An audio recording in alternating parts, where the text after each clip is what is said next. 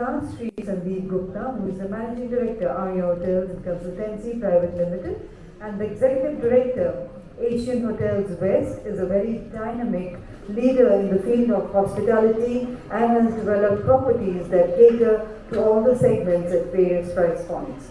And we have with us Sri S.K. Saraswati.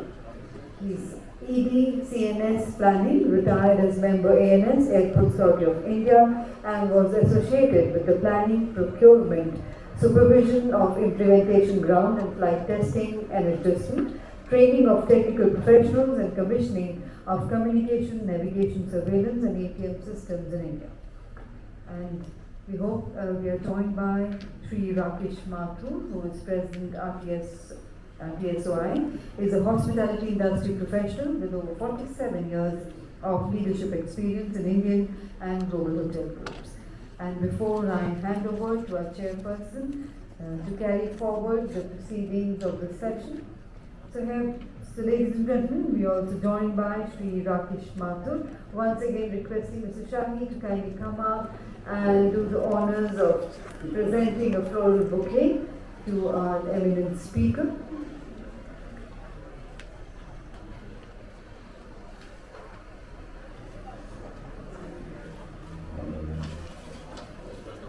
Thank you, most welcome, sir. Thank you very much indeed, sir. I now hand over to our distinguished chairperson for the opening remarks and to kindly carry forward the proceedings of this session. With a request, sir, if you could kindly conclude in 45 minutes the session. Over to you, sir. Thank you, Ms. Sapna.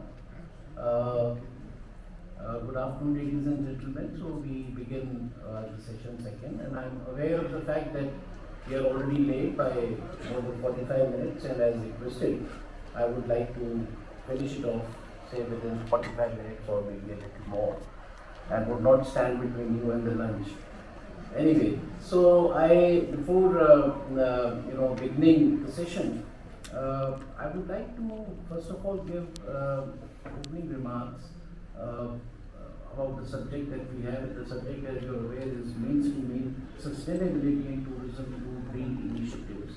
We have three eminent speakers with us, and I would request in the first round to the speakers to speak for about 5 to 7 minutes. I am reducing the time because of the time constraint, and after my opening remarks, and thereafter in the second round, I would try to ask some specific questions related to their background and maybe some common question if time permits.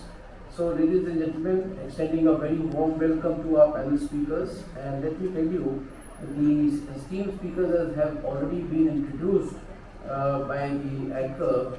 They are either experts in the area of sustainable tourism, Mr. Rakesh Mathur, or they're actually who are practicing sustainability, like Mr. Sandeep Gupta, and of course in the aviation sector, Mr. Saraswati.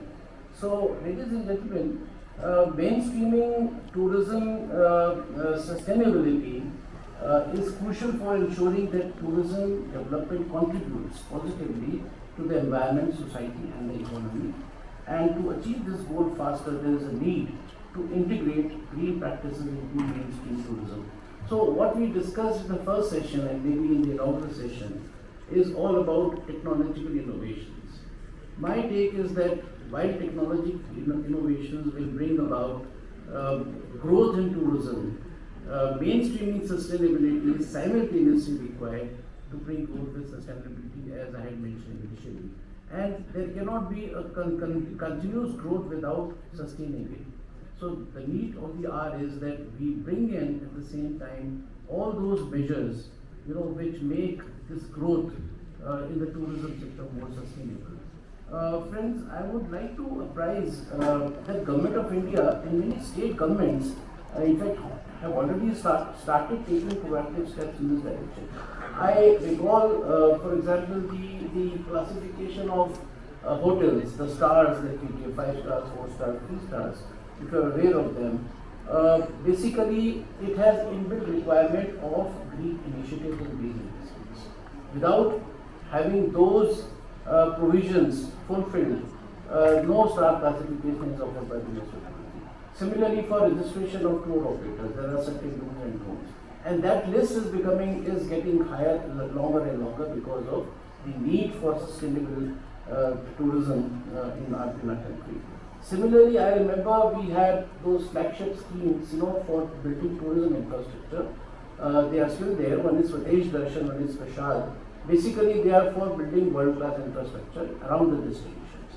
Now, in those also, the state governments, they put up projects before the center or the Ministry of Tourism, and they look into it. But the basic condition is that while it is creating the required infrastructure, it should also take care of the sustainable aspects.